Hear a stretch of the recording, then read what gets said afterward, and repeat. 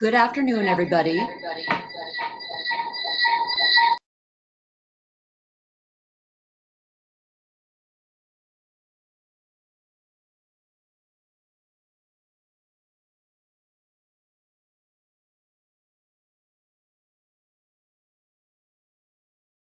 Good afternoon, everybody. Welcome to Data Tells the Real Story. I just wanted to say hello quickly, and we will start in just a few moments. Thank you.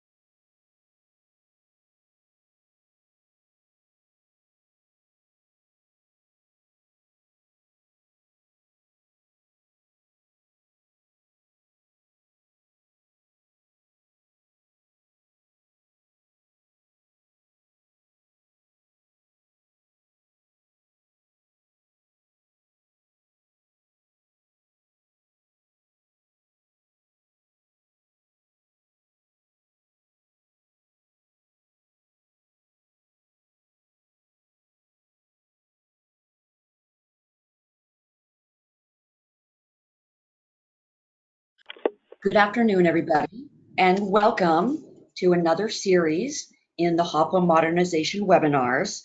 Today, we're going to be talking about Data Tells the Real Story, using data for HOPWA modernization. We're happy that you're all with us today. For this webinar, first of all, we're going to introduce our presenters. Here we have Steve Ellis from the Cloudburst Group. Welcome, everyone. And we have myself, Heather Rhoda, also from the Cloudburst Group. Before we dig into the webinar, please note that the webinar is being recorded and all lines are muted. We encourage questions throughout, which can be submitted in the questions box located on your screen.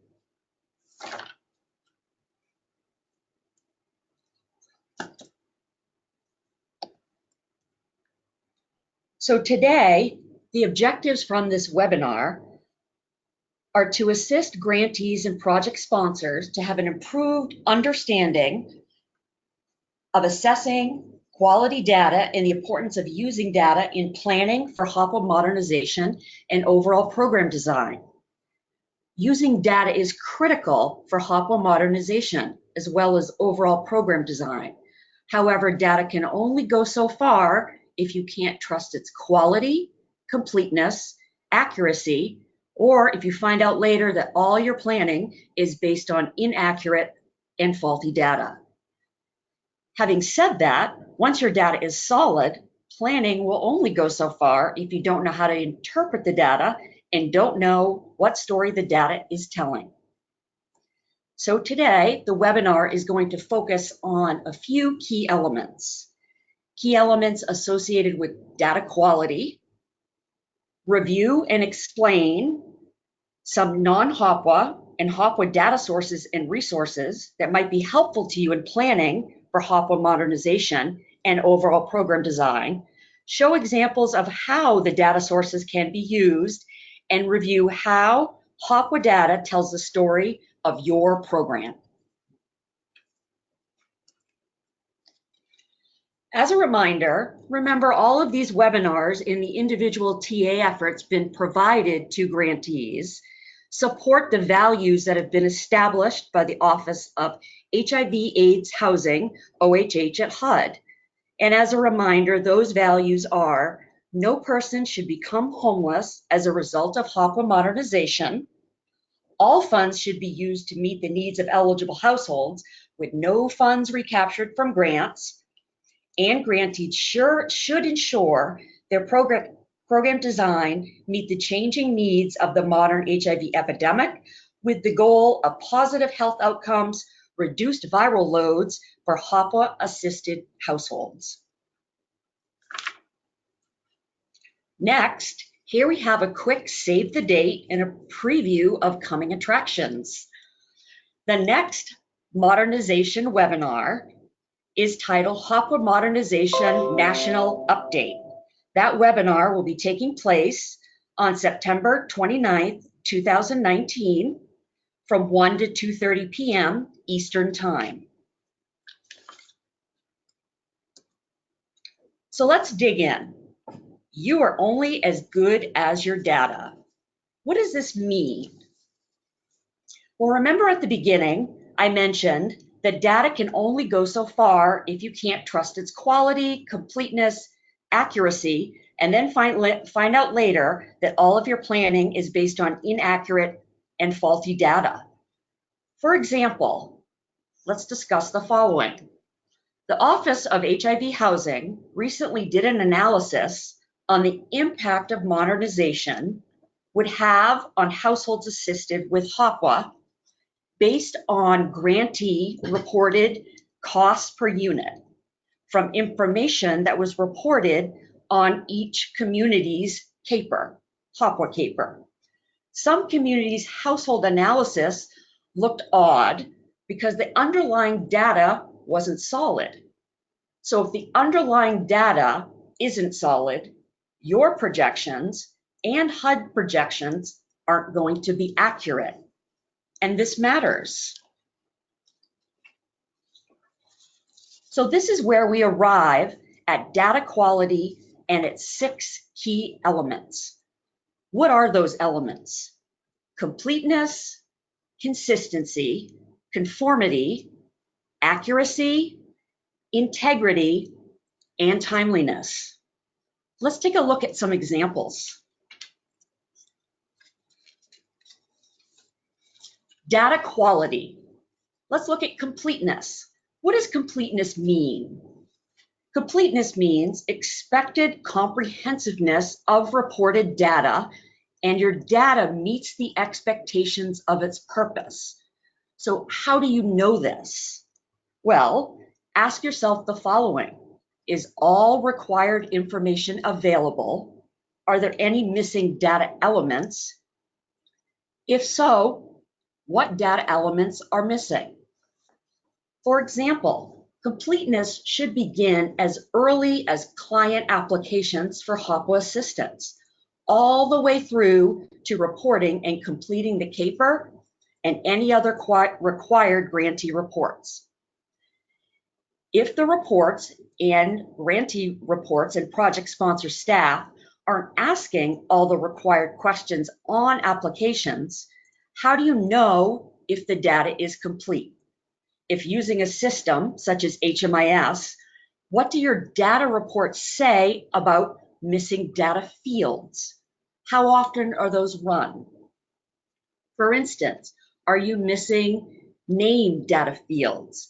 Are you not collecting information on date of birth or race and ethnicity? Race and ethnicity are specific data elements required for the HOPWA CAPER.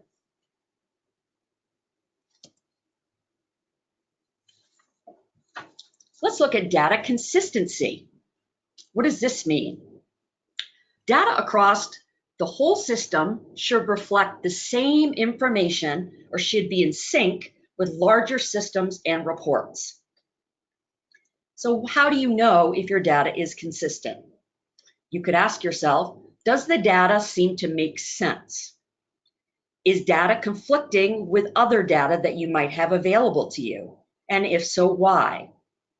Does the conflicting data change your analysis? Here's an example of that. Say, for instance, your HOPWA program normally serves about 250 households a year with TBRA, and you've done that for the past 5 years. In year 5, you notice that on project sponsor monthly reimbursement forms, the sponsors appear to be serving the same number and their monthly spending is on track.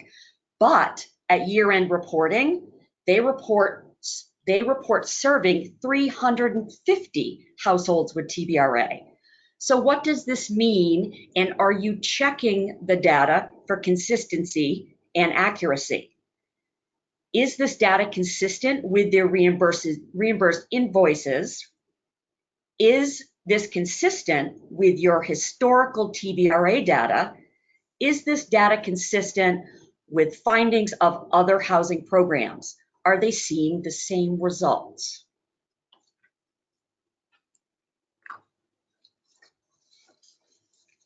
We talked about also data conformity. Data should follow standard definitions such as collection methods, the format in which data is reported, the type of data, and questions asked, as well as how they're asked. So ask yourself, does the data meet requested required format? In your grantee policies and procedures for reporting requirements, are the project sponsors submitting data in the requested and format you have required? Are similar questions and data elements being asked the same way across all collection methods? For example, do your intake documents and applications for assistance include sections for collecting household income information? HOPWA regulations and rent calculation requirements and other reporting system include sections for collecting just this information. Are your intake documents and applications asking the same thing? There should be conformity in also how questions are asked. What questions are asked from intake through to reporting?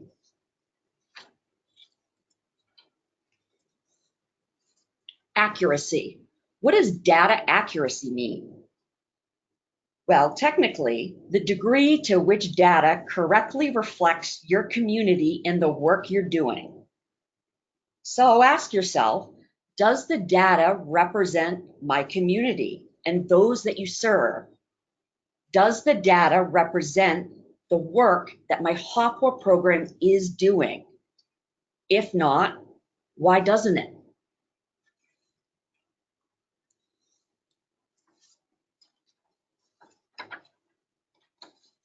Let's take a look at data integrity. This is the validity of data across all sources.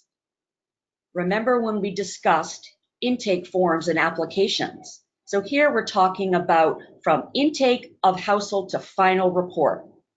Data can be connected to other data and other data sources. Do the intake and application forms all ask the necessary questions tied to data reporting? Are all intake application answers being accurately entered and reported? If there are errors, what linkages are missing from data sources? For instance, household information, landlord information, and where are the data sources missing from?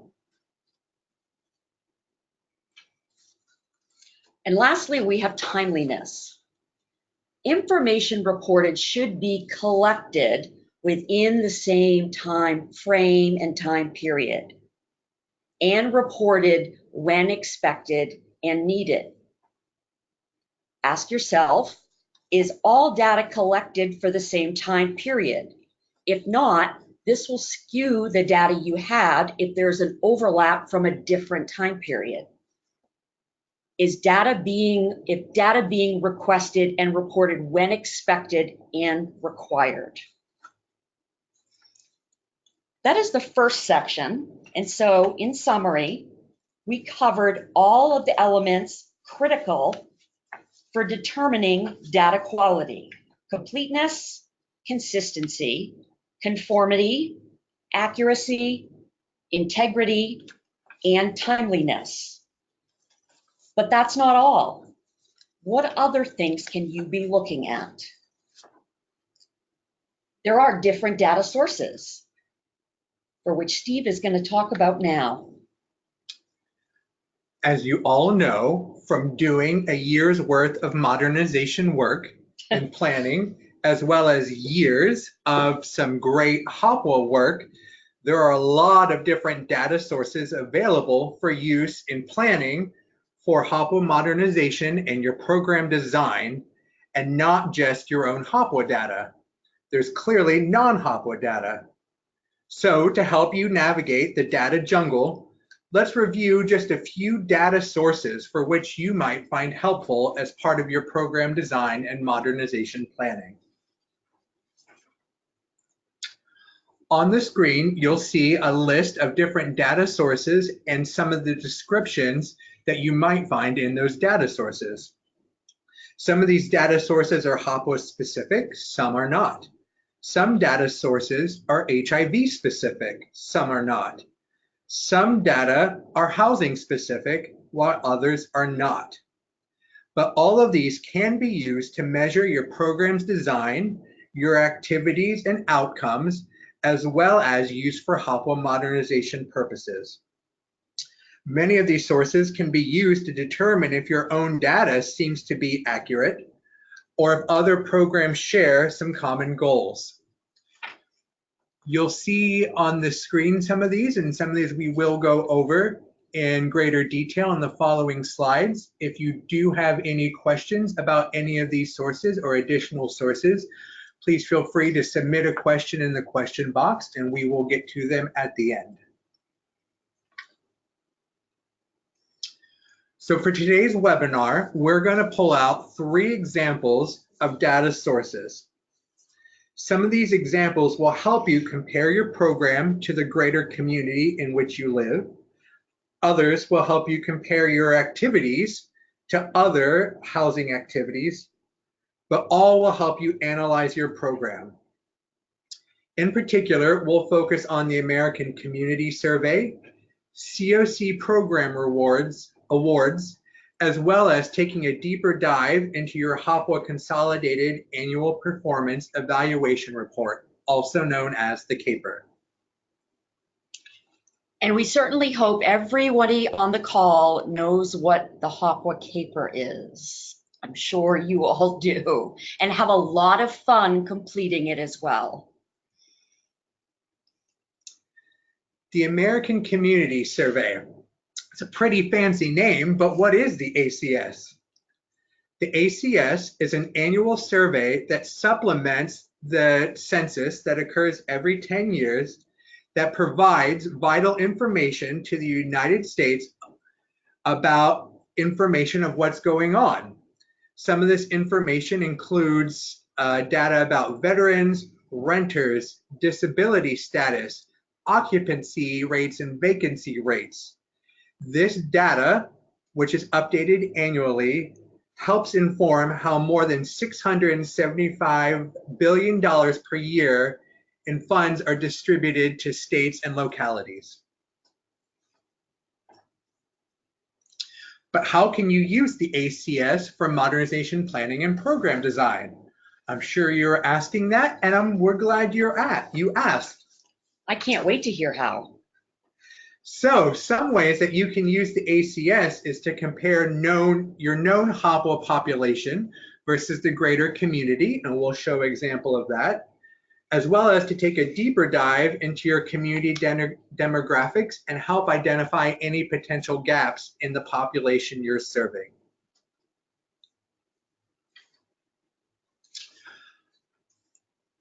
So this chart shows one example of demographics within a certain locality. As you will see on the left, the ACS breaks up its data not only by year, so that way you can get a historical analysis, but also can get quite in depth, particularly when it comes to demographics. So these two charts that we have included show not only the sex of the population in this locality, but as well as the age. So some questions that you can ask yourself are, do the demographics of your HOPWA population or the people living with HIV/AIDS in your community match the greater community? If not, why? There could be very reasonable explanations why those with HIV or those being served with HOPWA do not match the demographics of the greater community.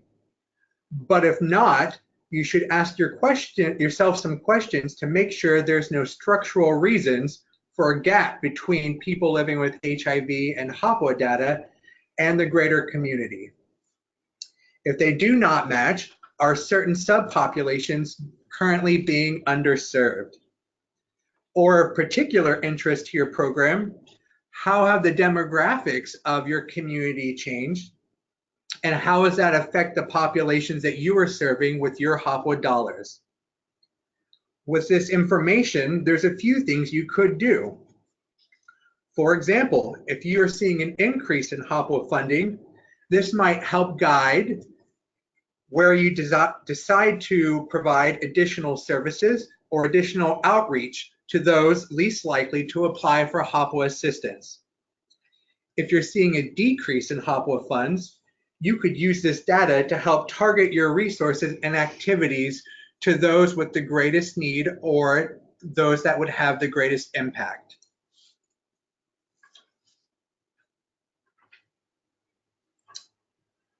On the next page, you will see information also from the American Community Survey about utility data in a locality.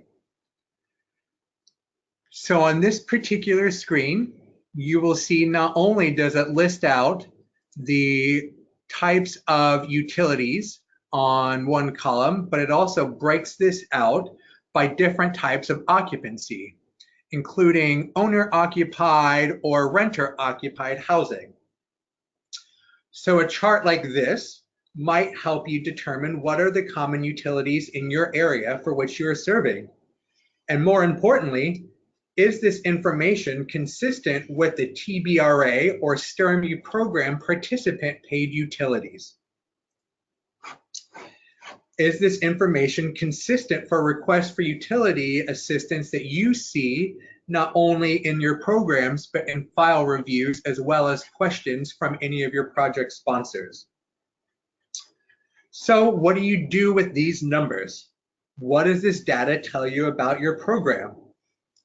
For example, if you're seeing an increase in funds, this information might help you plan for expanding the use of STIRMU funding to cover the cost of utility assistance requests not previously provided, or to expand knowing what maybe a historical trend is looking like for utilities in your area. If you're seeing a decrease in HOPWA funding, this information may be key in how you target where STIRMU resources are used first and where to look for leverage resources to help meet household need. Those are some great uses of the AC survey. To move on to our next source, we're going to go over some of the COC data sources that you might be able to use. Once again, I'm sure that you're all on the edge of your seats asking how you can use COC data sources for program design and modernization planning. A few things that you can do that we'll cover is to compare an inventory of funded programs in your area against your HOPWA funded programs and activities, as well as you can use COC data sources to take a deeper dive and to help identify duplications or gaps in the types of services offered in your community. And for those who may not be aware, COC is a term used for your local continuum of care planning group, for which they receive funding for HUD-funded programs for people experiencing homelessness. So on this particular slide, you will see information from a COC funded data source that lists out some potential housing resources in your area funded by the continuum of care. With information like this, some questions you can ask yourself are there other HUD funded programs in your area? And clearly from this information, you can see that there are. You can also help to start to determine what kind of programs are they? Is it permanent housing? Is it transitional housing? Or is it a COC funded activity that might just be services only? Information like this would be apparent on a database and would help to drive you to seek further information. You can also help try to figure out if the programs are facility or tenant based.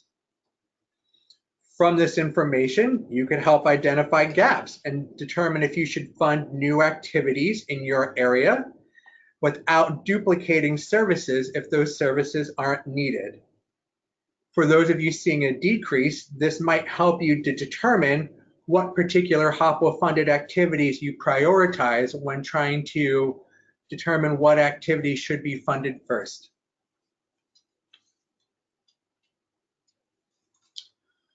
Those were two examples of non-HOPWA related data sources and how you can look at those information to help decide what you should do regarding HOPWA modernization. Now we'll pivot some to the HOPWA CAPER, which as Heather has mentioned, I'm sure you are all well aware of and greatly enjoy filling out every year. But for those of you who may not have filled out a CAPER yet, at its simplest, the CAPER report is an annual aggregated report on program accomplishments, outcomes, outputs, and HOPWA funds expended in your area for a particular operating year. It is worth noting for those of you who have not done a CAPER that this is due annually and is due 90 days after the closeout of your operating year. So therefore, it is a good example of the activities and dollars spent on a year-by-year basis.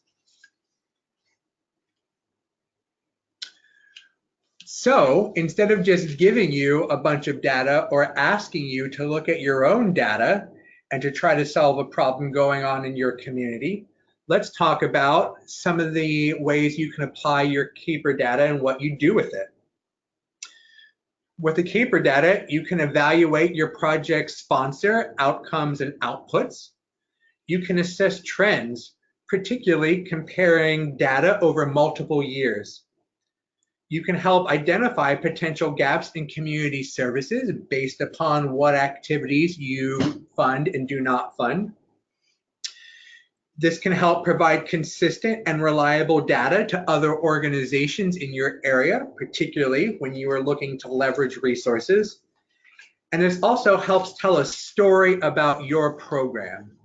Sometimes having numbers are a good way to back up all of the good work that you know that your community is doing and trumpet to your supervisors and to the powers that be.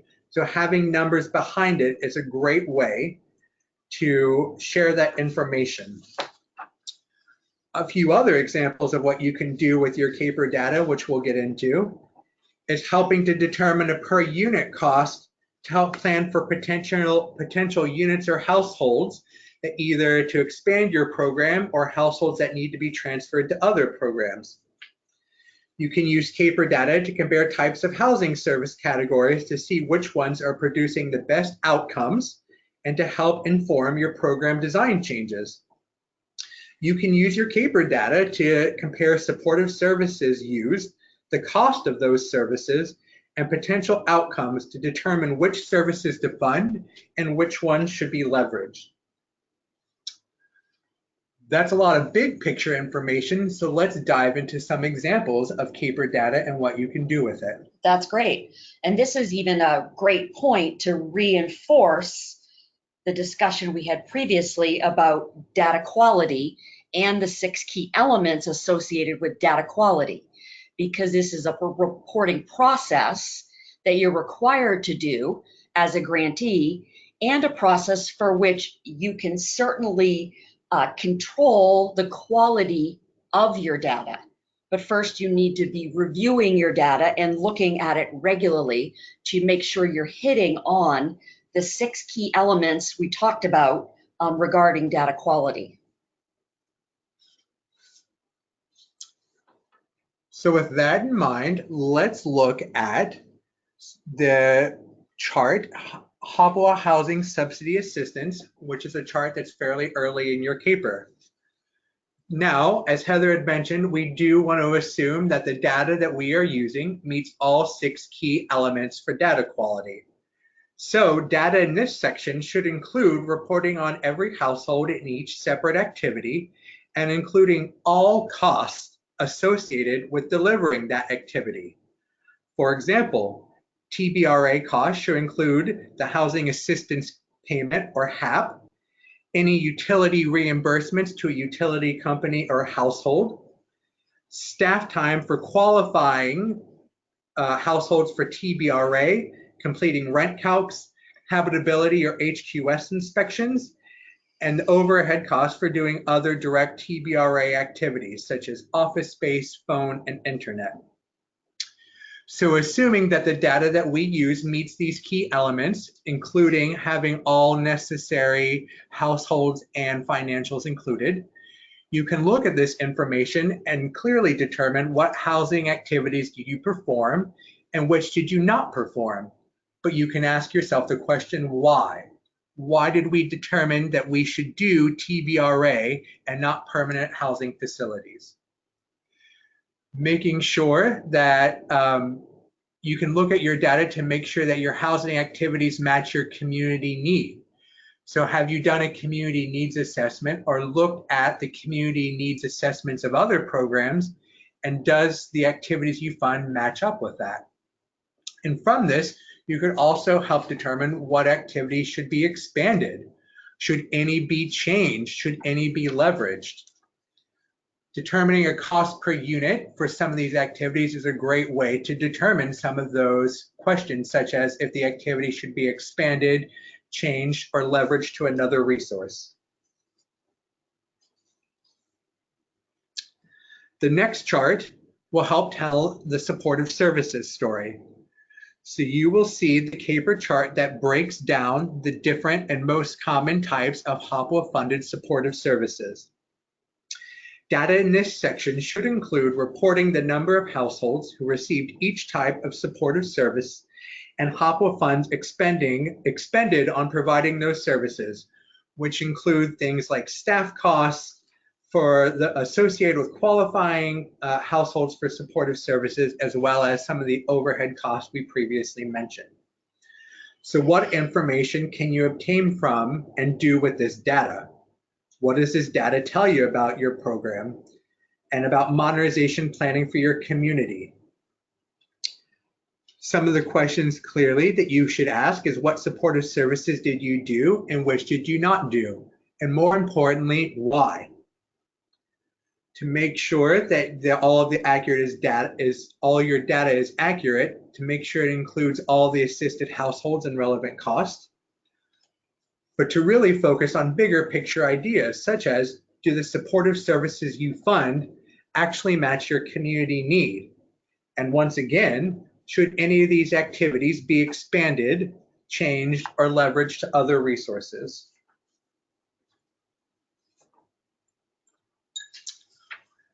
Looking at STRMU, short-term rent, mortgage, and utilities, and the story that can be told from that information. Data included in this section should include reporting on the number of households who receive STRMU assistance for each particular activity, and all the funds expended on providing those services, including, and you will see on this chart in particular, direct program delivery costs are pulled out. So what can you do with this STRMU data? You can help determine how the STRMU assistance was utilized by households. You can help to make sure that do your STRMU activities match the community needs, particularly when you compare not only against questions or applications that come through from your project sponsors, but also outside data sources such as Ryan White or the ACS data. Once again, being able to break this up by particular assistance lines, such as mortgage, rent, or utilities, can really help you to determine if any activity should be expanded, changed, or leveraged. So when looking at each of these activities, it's worth determining how many applications were submitted for each type of assistance. So for example, if your program only did 4 or 5 STARMU applications for mortgage assistance, is that something worth spending your time and program design on looking to leverage that out? Or is it worth digging into the activities that are used most common by your households? Great point. You'll see here some information about your housing stability. Housing stability is one key factor in determining client outcomes as well as your program outcomes. A more stable household leads to better outcomes for their health and well-being. So by looking at this chart, not only are you reporting on the total number of households that are served with TBRA, but you're reporting on those who continued on the HOPWA program and where those households that moved on, where they went. So from this information, you can help determine how many households remained on TBRA. But to go beyond that, you should ask yourself why. Why did those households stay on TBRA? Is there something to be said about a large number of those who came off or a large number who stayed on? If they did exit the TBRA program, did they exit to a particular outcome, hopefully stability? And if so, how can that be replicated for future households? You can use information like this to also help leverage resources in community partnerships by showing your stability rate and the great work your HOPWA program is doing. For instance, a local public housing authority, say for instance you're looking to leverage housing choice vouchers, as perhaps you might be experiencing a decrease in your HOPWA funding. For those individuals who have long-term stability on HOPWA TBRA, this may be a plus and a great beginning conversation with a local public housing authority. Consistent housing stability means less turnover, less administrative burden, and hopefully great record of tenancy and lasting landlord relationships. This can be very appealing when you're looking to leverage additional types of mainstream affordable housing resources. And thank you, Heather. That is a great example of how you take one particular chart in the CAPER and apply that to a real world example, particularly when you're looking at leveraging a resource such as an HCV voucher. One of the most common data sources that I think many HOPWA communities are looking at, particularly those seeing decreases, comes down to area median income. So this particular chart breaks up the households served by area median income categories. So what does this data tell you about your program? And what does this data tell you about modernization planning in your community? So for example, maybe your community is considering targeting assistance to households whose total household income is at or below 50% area median income, or AMI. First thing to do before figuring out if this is something that your program should do is review your data. It is very possible that a majority of the households you're currently serving are already at or below 50% AMI. So remember though, if you are going to think about restricting AMI in your area, you must seek HUD approval through your annual action plan, as well as we would recommend contacting your technical assistance provider for additional information on how to do that.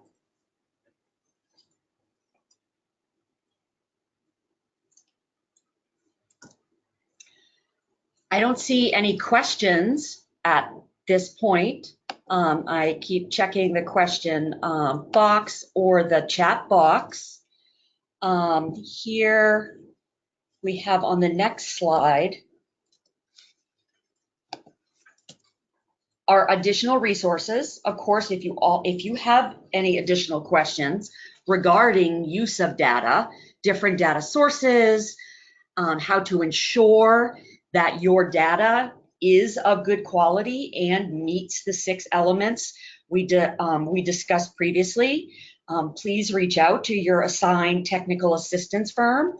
In addition, as always, the HOPWA Ask a Question desk is also available. Another item to point out are the HOPWA performance profiles. These profiles are published quarterly and listed on the HUD Exchange at the link provided here.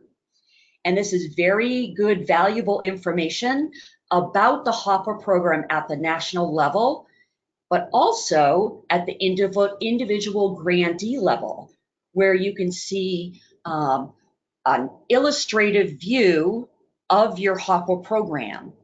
And it is important for you to take a look at that at least quarterly to ensure that the information on the profile is accurate and is telling the story you think it should about your HOPWA program.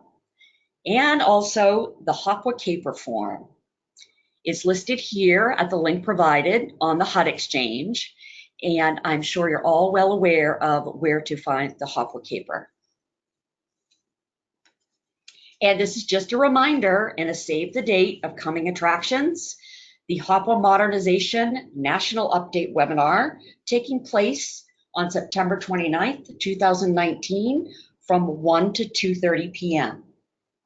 And in summary, when using data to plan for HOPWA modernization, please ensure that your data is meeting the 6 key elements we discussed. As a reminder, those are completeness, consistency, conformity, accuracy, integrity, and timeliness. In addition, you can also use HOPWA data sources we discussed during this webinar for modernization planning, as well as the non-HOPWA data sources we talked about. That will ensure that you are thinking about your program strategically and in hopes to maintain or redesign your program effectively. All this to assure that your program is telling the story that it wants to tell.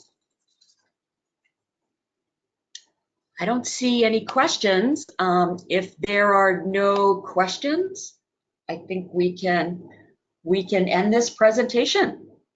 And again, we thank you for being with us, and we appreciate your time and attention. Thank you very much. Have a great afternoon.